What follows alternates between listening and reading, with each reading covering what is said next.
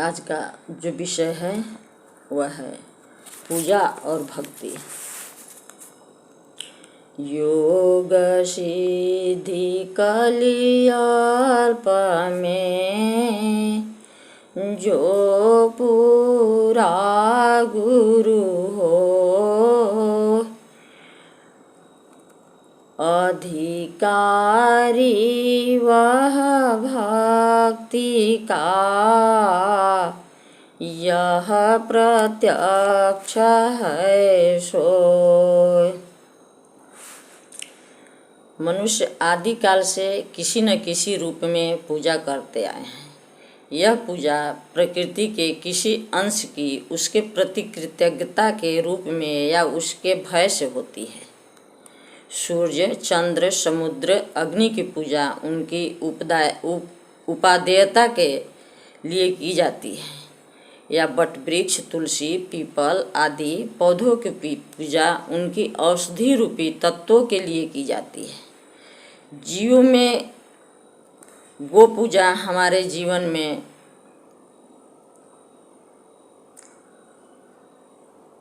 उसकी महत्वपूर्ण उपादेयता के लिए की जाती है। इसके अतिरिक्त विभिन्न देवी देवताओं की पूजा संसार में सदियों से होती आ रही है।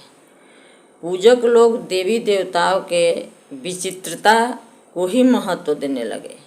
संसार में पूजा पाठ जरूरी है, कुछ न कुछ भौतिक उपलब्धि हमें होती है। यह शुभ कर्म है, अच्छा है।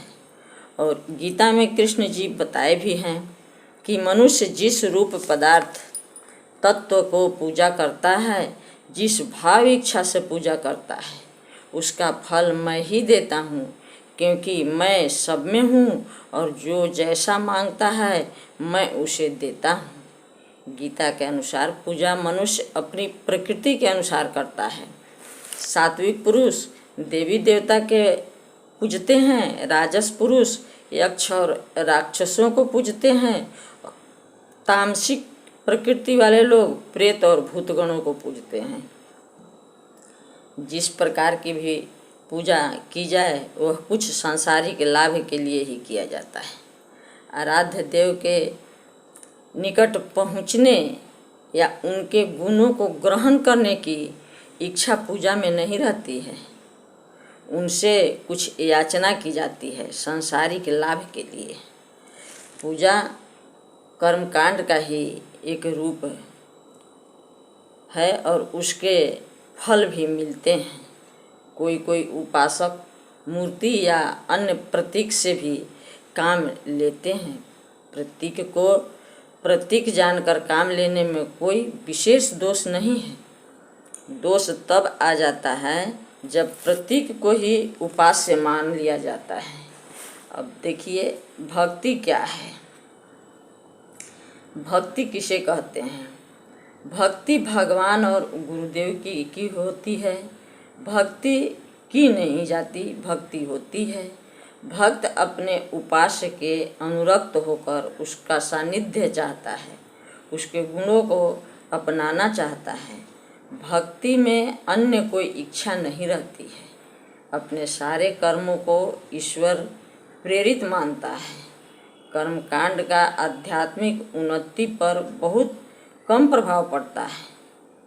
चेतन परमात्मा की भक्ति चेतन सद्गुरु के चेतन योग के द्वारा चेतन आत्मा करती है।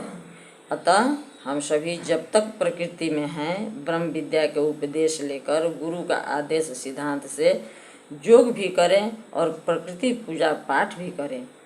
सब कुछ गुरु पर छोड़ दें।